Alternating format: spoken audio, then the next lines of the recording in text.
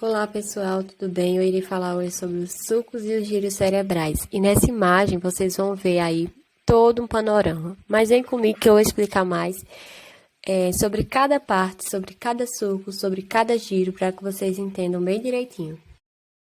Vamos lá, pessoal. Começando. A maior parte do encéfalo, ela corresponde ao cérebro, que vai apresentar dois hemisférios cerebrais. A gente vai ter o hemisfério cerebral direito e o hemisfério cerebral esquerdo, ao qual vocês podem ver na imagem aí ao lado. Outro ponto a ser destacado é que em cada hemisfério vão ser reconhecidas três faces: a face superolateral, a face medial e a face inferior. E também vão se ter três polos: o polo frontal, occipital e temporal. E esses hemisférios eles vão ser separados por uma fenda profunda, logo na questão da porção medial desse nosso cérebro. Lembrando que essa fissura, né, essa fenda, ela é chamada de fissura longitudinal do cérebro, no fundo da qual vai se encontrar uma longa fita de fibras que unem um hemisfério ao outro. Então, essa fissura, além de promover esse maior espaço, ela é o que vai propiciar essa união do hemisfério a outro. Essas fibras que vão unir um hemisfério ao outro, elas são chamadas de comissuras também. E essa comissura é o que vai formar o assoalho dessa fissura longitudinal do cérebro. Então, esse assoalho ele vai ser chamado de corpo caloso. Vocês vão poder ver nas imagens próximas que eu vou mostrar. Primeiramente, eu irei falar sobre os sulcos cerebrais, a qual funcionam como depressões no nosso cérebro, certo? Que vai formar e que vai delimitar aí os giros ou as circunvoluções cerebrais. Existem dois que são mais importantes, a qual eu vou começar abordando, que é o sulco lateral. O sulco lateral, ele é o sulco que vai separar o lobo frontal do lobo temporal. Então, assim como existe o osso frontal, assim como existe o osso temporal, existe o lobo, que é uma porção, né, do cérebro, como vocês vão poder ver no resuminho que eu vou deixar de mapa mental. Então, lembrem-se desse sulco lateral que vocês estão vendo aí dessa imagem, que vai separar tanto esse lobo frontal quanto desse lobo temporal. E o sulco central, como vocês também estão vendo na imagem, ele vai separar o lobo parietal do lobo frontal. E ele vai ser fundamental na questão da motricidade do nosso organismo e também vai se relacionar muito com a sensibilidade de objetos, de toques, enfim. Essa é uma das suas primordiais funções. Também o sulco parieto-occipital, que vai separar o lobo parietal do lobo occipital. Eu vou começar a falar de cada lobo, tanto do lobo frontal quanto do lobo temporal, e dentro desses lobos eu vou falar dos sulcos e dos giros que estão presentes. No lobo frontal, a gente tem o sulco pré-central, que ele vai estar mais ou menos paralelo ao sulco central. Como vocês podem ver na imagem, o sulco pré-central é esse que está em vermelho. Temos o sulco frontal superior, que ele vai estar localizado e ele vai iniciar na porção superior desse sulco pré-central e ele vai se dirigir anteriormente ao lobo frontal, que é o que vocês estão vendo em pretinho aí. Já o sulco frontal inferior, ele vai partir da porção inferior do sulco pré-central, então vocês veem que ele está aí localizado inferiormente, partindo justamente desse sulco pré-central, e ele vai se dirigir para frente e para baixo. Então, o sulco frontal inferior é esse que vocês estão vendo em verdinho, certo? Então, dentre os sulcos que estão no lobo frontal é esses.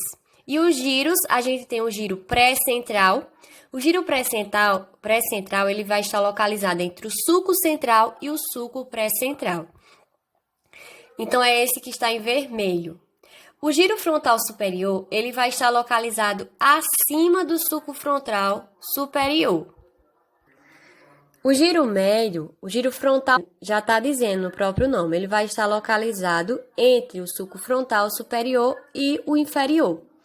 E o giro frontal inferior, ele vai estar localizado logo abaixo do sulco frontal inferior. Mas lembrem-se sempre, gente, giro, ele vai ser como se fosse uma parte que vai estar abarcando, né? Uma curvatura desse cérebro que vai estar abarcando regiões e ele vai estar entre esses sulcos. Por isso que quando a gente vai localizar um giro, né, a gente sempre olha para o sulco, para a partir do sulco a gente dizer, isso aqui é o giro pré-central. Por que é o giro pré-central? Porque ele está localizado entre o sulco central e o sulco pré-central. Então, isso aí a gente só vai conseguir aprender com a visualização das imagens, as quais eu estou sempre colocando aí para vocês no slide. Em relação ao lobo temporal, você vai ter o sulco temporal superior, ao qual ele vai iniciar-se, gente, próximo a esse polo temporal e vai dirigir-se para trás, para a região de trás do nosso cérebro, paralelamente a esse ramo posterior do sulco lateral, onde ele vai terminar no lobo parietal. Então, ele começa no polo temporal e ele termina no lobo parietal. O sulco temporal inferior, ele vai estar paralelo ao sulco temporal superior e ele é geralmente formado por duas ou mais partes descontínuas, como você pode ver aí nessa parte verdinha.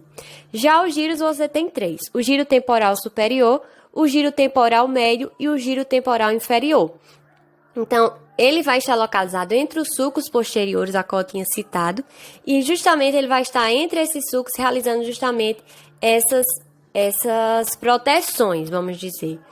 E é muito importante que vocês olhem para a anatomia, a qual eu estou deixando aí as imagens, e assimilem.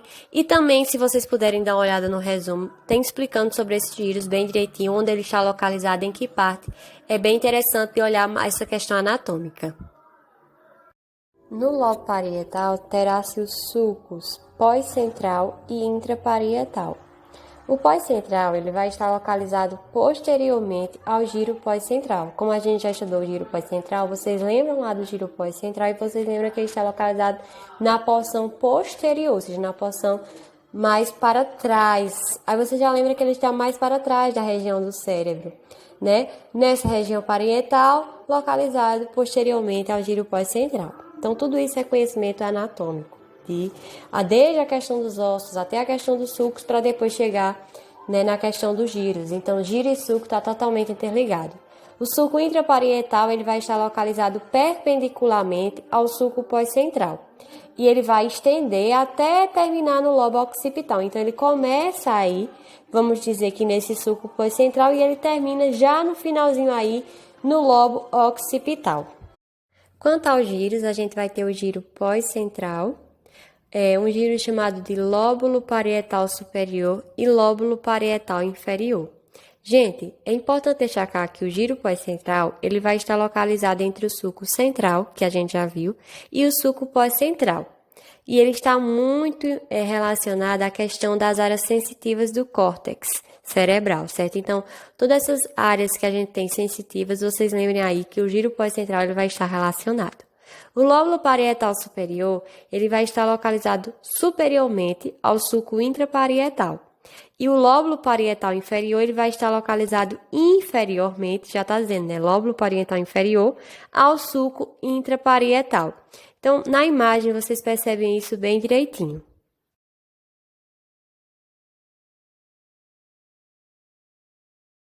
Para finalizar, eu irei falar sobre a ínsula, a qual ela vai estar dentro, né, do nosso cérebro, entre os lobos frontal, parietal e temporal.